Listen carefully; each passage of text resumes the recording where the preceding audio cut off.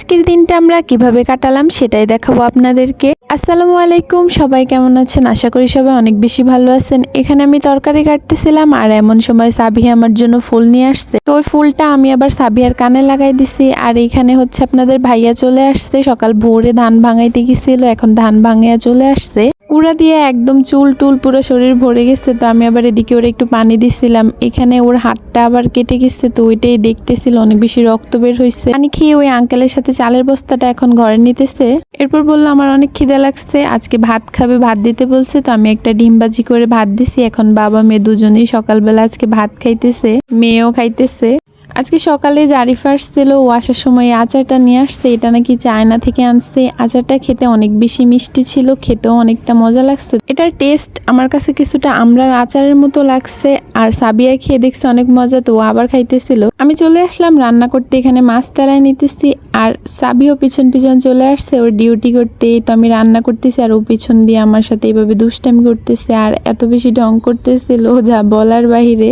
আর আমাকে আদরও করতেছিল। কথা বলতে বলতে এদিকে আমার তরকারি রান্নাটাও হয়ে গেছে। এরপর আমি এই চুকাই শাকগুলা কাটতে বসলাম। এগুলা কে কে চিনেন আর কি নামে চিনেন?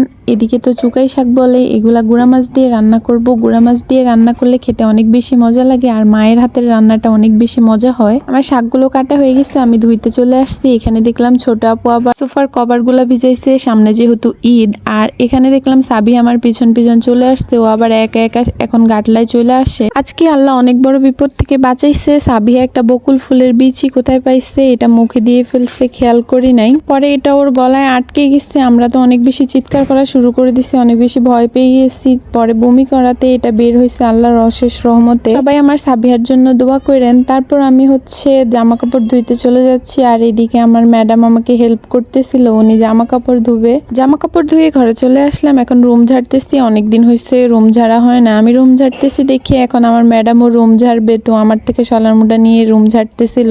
উনি এখন আমার কাজে হেল্প করে। সোফার কভার গুলো বাইরে ধুয়ে রোদ্রে দিয়ে দিছে। আর এদিকে আমি চলে যাচ্ছি সাবিয়াকে গোসল করাইতে। আর গোসল করাইতে আসলেই উনি এইভাবে পানি নিয়ে দুষ্টামি করে। গোসল করা শেষ করে ঘরে চলে আসলাম, এখন উনি নিজে নিজে সাজুগুজু করতেছে। এরপর আমি ভাত খাইতেছিলাম আর ওকেও খাইয়ে দিতেছিলাম। আর ভাতের মধ্যে পেঁয়াজটা পাইছে, এখন বলতেছে এটা নাকি মরিচ। তো ওকে ভাত খাওয়া ঘুম পাড়ায় দিচ্ছি, সাথে আমিও একটু ঘুমাইছি। আমার কাছে অনেক বেশি খারাপ লাগতেছিল। ঘুম থেকে উঠে দেখি আকাশে অনেক বেশি মেঘ ধরছে, এখনই বৃষ্টি আসবে। তো আমি তাড়াতাড়ি চলে গেলাম গোসল করতে। গোসল শেষ করে এসে দেখি এখানে আপু সিমেন্ট দিয়ে ফুলের টব বানাইছে, ওইটাতে গাছ লাগাই দিচ্ছে। আর এখানে বেলি ফুল দেখে সাবিয়া বলতেছিল ফুল দিতে, ফুল দেখলে ওর ফুল লাগবে। আমি একটা ফুল ছিঁড়ে ওর কানে লাগিয়ে দিছি। আর এখানে আবার দেখলাম দেয়ালের এই পাশটাতে আপু আবার নতুন করে একটা ফুলের টব লাগাইছে, দেখতে অনেক সুন্দর লাগতেছিল। আব্বু আবার অনেকগুলা লেপা নিয়ে আসছে, তো আপু ওই লেপাই কাটতেছিল আর লেপা কাটতেছিল। এমন সময় একটা আম পড়ছে, তো আমি গেছি আম আনতে, গিয়ে দেখি এটা ছোলা একটু খেয়ে ফেলছে। তো এখানে আপু লেপা কাটছে, তো আমি আবার এখান থেকে একটু লেপা খাইতেছিলাম। এটা অনেক বেশি মিষ্টি ছিল, খেতেও অনেকটা মজা ছিল। এরপর ঘরে চলে আসলাম, এসে আপনাদের ভাইয়াকে এখানে আম কেটে দিছি। এখন দুজন মিলে আম খাইতেছিলাম। তো বিকেলের দিকে সাবি এখানে বল নিয়ে উঠানের মধ্যে খেলা করতেছিল। আজকে 2 দিন ও যেখানে যায় বলটা এইভাবে কোলে করে নিয়ে যায়, এটা দিয়ে খেলা করে। তো আমি ওর সাথে একটু খেলা করতেছিলাম। এরপর হচ্ছে এখানেও আবার হাঁস দৌড়াইতেছিল। আমরা আবার বাগানে গেছিলাম, গিয়ে দেখি এখানে লেবু গাছ অনেক ফুল ধরছে, আবার একটা লেবুও ছিল, তো এটা ছিঁড়ে নিয়ে আসছি। আম গাছে 2টা আম ছিল, ওইগুলা কালার হয়ে গেছে, দেখতেছিলাম পাকছে কিনা। ঘরের দরজা আটকানো ছিল দেখি সিম্বা ঘরে ঢুকতে পারতেছিল না। তো আজকে এই পর্যন্ত, কথা হবে অন্য কোনো ভিডিওতে। সবাই ভালো থাকবেন, আল্লাহ হাফেজ।